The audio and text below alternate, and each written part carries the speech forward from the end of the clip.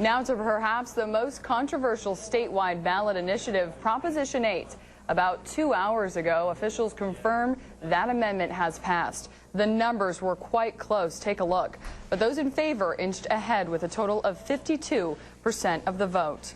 Right here in Kern County, it wasn't even close on Proposition 8, where more than 3/4 of voters said yes to the gay marriage ban, rather. That's more than 120,000 votes. We spoke with organizers both for and against Proposition 8. Here's how they reacted as those numbers started rolling in. And we have to be very aware that this could set up litigation and other scenarios that are not healthy for traditional families and for those who have a faith-based belief system that feel this is contrary to their belief system. First thing we're going to do is take a brief break. We've been working pretty hard, but once that's over, then we look at what we did accomplish, where our community has succeeded, and we build on that. And I couldn't possibly say what the next fight might be, if there might be another initiative in a year or 2 years or 5 years. Gay marriage is the focus of interest not only right here in California, but across the nation.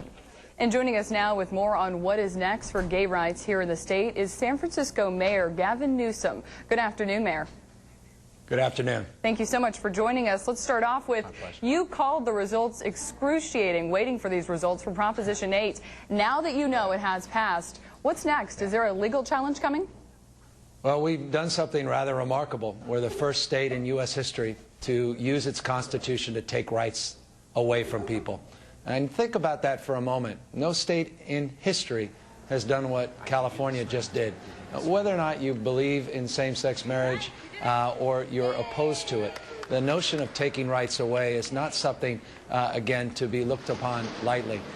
Good people can disagree on this. I have members of my own family that disagree on this, but I've always believed that separate is not equal, and I believe that all of us should be treated equally and fairly, regardless of race, regardless of gender and sexual orientation. So to answer your question, that's a principle. And it's a principle that I believe in the core of my soul. And it's a principle I would fight for regardless of political ideology. It's a principle that transcends time, and so it's a principle we'll continue to fight for.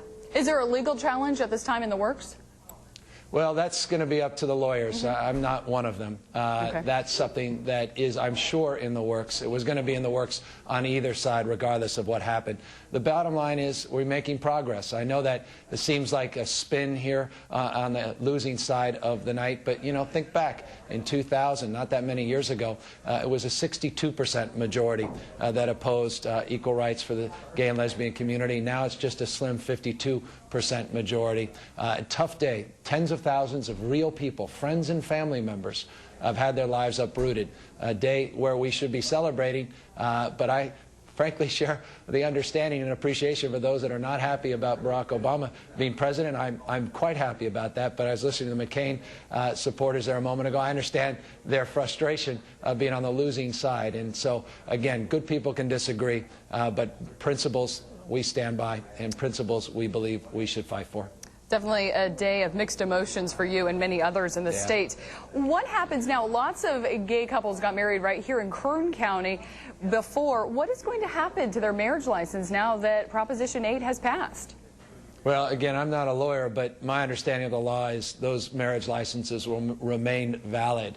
I'm sure, however, the proponents of Prop 8 would like to invalidate all of those marriage certificates. So expect litigation from that side. I think it'll be very difficult to win that fight. And just think about it. We've now set up a state where the second class of citizens, those that were married before November 4th, those that can't get married afterwards. The first state ever to change its constitution to take rights away from people.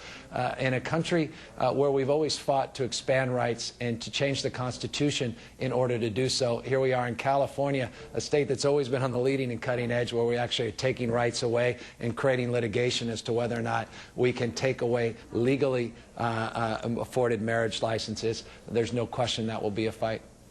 Well, San Francisco Mayor Gavin Newsom, thank you so much for joining us this afternoon. Obviously an issue that is very passionate for you and others right here across the state. Thank you again. Thank you. We begin our Decision 2008 coverage tonight with the bitter fight over Proposition 8. And tonight, voters have approved that ballot initiative banning gay marriage in California. Proposition 8 passed with a margin of about 480,000 votes statewide. In Kern County, it was a more lopsided victory. 75% of voters here saying yes. 17's Kiyoshi Tomono has more on how that is already affecting marriage in our county. County Clerk Ann Barnett says she no longer will issue marriage licenses to same-sex couples. Because Prop 8 passed, and it appears that there are not sufficient ballots left that would change that. Constitutional amendments take effect immediately. State Attorney General Jerry Brown says clerks like Barnett are on firm legal footing. As the lawyer for the governor, for the controller, for the people, we have that responsibility to defend the laws that the people enact. Clerks in Sacramento were processing the paperwork for Jake Rowe and James Eslick when they got a call to stop. It's kind of heartbreaking. Ultimately all we can say is we should have come and done it before. Gay rights advocates appear to have lost at the polls last night, but say the fight isn't over yet. Prop 8 isn't going to end today or tomorrow, and ultimately the issue of whether or not two loving people can marry each other statewide, countrywide, is a long time coming. Opponents filed a lawsuit today in California Supreme Court saying the ballot initiative process wasn't properly used to amend the state constitution.